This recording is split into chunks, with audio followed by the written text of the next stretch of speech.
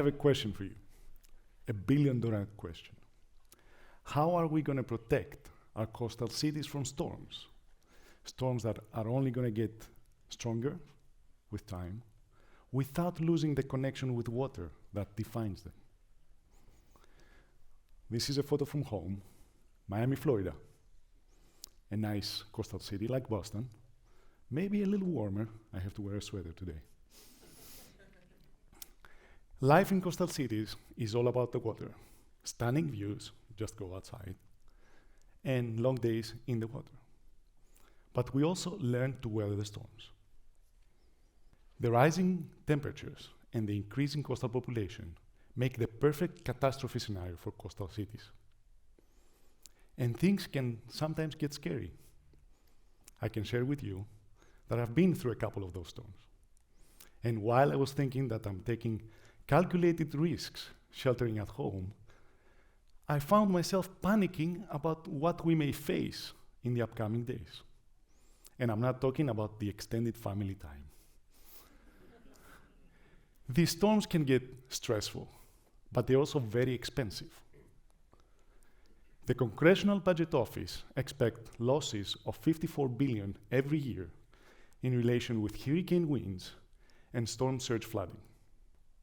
And sometimes all we need is one storm to surpass that.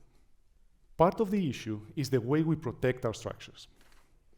Our traditional shoreline protection structures do not dissipate the wave action. They bounce it back, which makes sites and their surroundings more sustainable to erosion and damages. These structures also compromise habitat and decrease biodiversity. But enough about the problem. We're here to talk about solutions.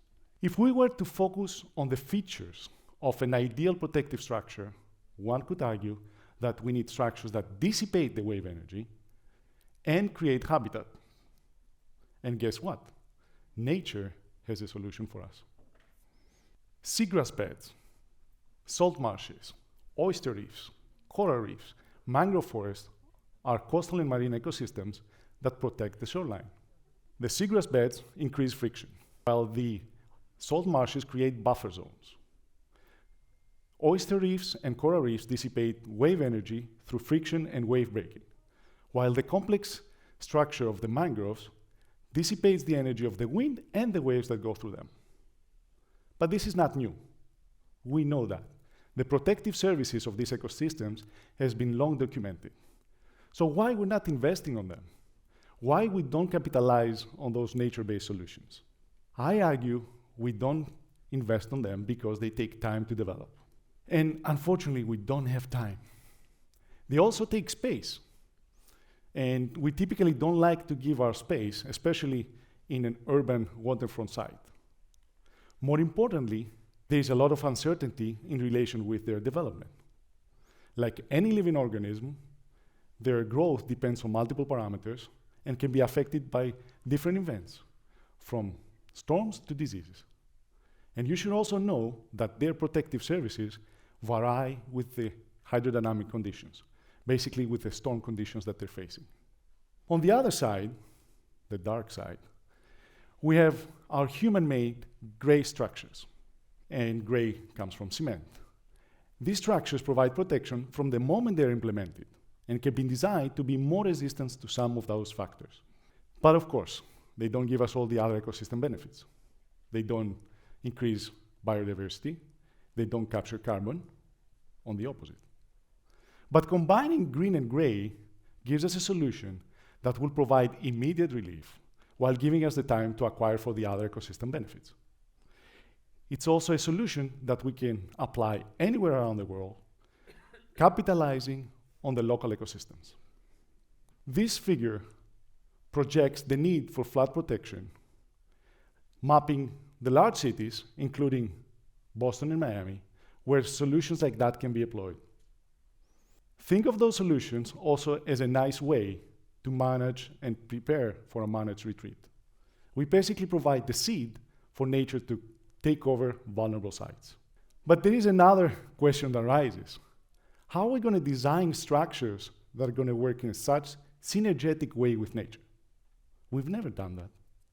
To do that, we need to go back and rethink how we design structures. We need to put nature at the center of everything.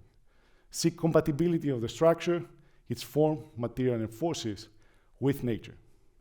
We need to think about the size and the complexity of the problem and find solutions that are scalable, efficient, adaptive, and robust. Form follows function, Sullivan said. So in our quest to design a shoreline protection system, we actually got inspiration from nature. We opted for a modular design based on hexagonal hollow prisms.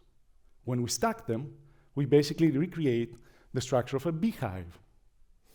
Hexagons give us a continuous tiling. So the modules are stable, but they also give us maximum volume for a given amount of material. The bees are smart.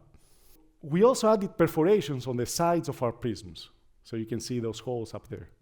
This allows the water from surging and breaking waves to go inside the system and dissipate energy, the wave energy, through turbulence, decreasing the energy that we will have to absorb. But also, this increases the biocompatibility, the habitat creation, the potential for habitat creation. Our structures and our units have to be strong and heavy to cope with the wave action. And that action sometimes is critical. So they're made out of concrete, but we don't only use the material the right way and we optimize the material use. We also work with sustainable, low-carbon concrete mixtures that we combine with non-corrosive reinforcements. So we extend the service life and we're eco-friendly. On the same time, for forces and the protective performance, we actually tested our design experimentally in our hurricane simulator. Our project started in 2018 with federal funding. It's called Seahive. The program that funds us is the National Cooperative Highway Research Program, and it's in collaboration with the Florida DOT. So we have some very good, unexpected partners sometimes. Throughout 2020, we tested the performance of our designs in UM's hurricane simulator that you see here.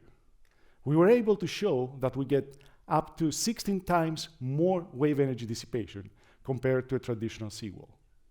In 2021, we secured 3 pilot projects in South Florida. One with standalone units, one with corals, and one with mangroves. And we're in the process right now of concluding all 3 of them. Our installation with the mangroves is called Wahoo Bay. Wahoo Bay is an educational marine park. Its mission is to raise awareness about the importance of the oceans. Therefore, it's the perfect setup for an experiment like ours. In Wahoo Bay, our units, the Seahive system there, will be combined with red mangroves, which will be planted on the top. This will give us a unique green and gray solution that we will monitor for both its engineering performance, the wave energy dissipation, and its ecological performance. We will also assess the techno-economics, which are important when you provide solutions, and also contribute to the mission of the park. The Wahoo Bay Seahive system will provide protection against the waves during storms, and a site we can enjoy during nice sunny days. More importantly, it's the blueprint of something that we can replicate, tuning the system to the wave conditions of other sites, working with the local ecosystems to protect coastal cities from future storms. Thank you.